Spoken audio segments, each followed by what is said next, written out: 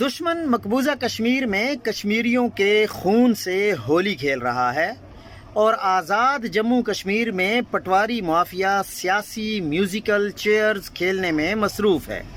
4 سال میں چوتھا وزیر اعظم، کیا یوں کشمیر آزاد ہوگا؟ آزاد کشمیر کی حکومت کو مذاق بنا دیا گیا ہے۔ آئے روز اقتدار کی منڈیاں لگتی ہیں، اسمبلی ممبران خریدے جاتے ہیں اور ریاست کو کٹ پتلی وزیر اعظم دے دیا جاتا ہے۔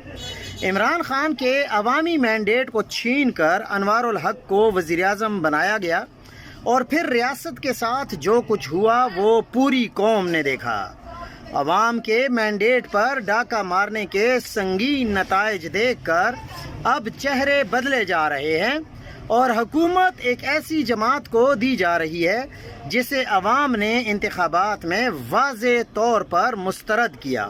پاکستان اور آزاد کشمیر پر مسلط ہائیبرڈ نظام کا انجام قریب ہے اور عوام کی اصل نمائندگی جلد بحال ہوگی انشاءاللہ۔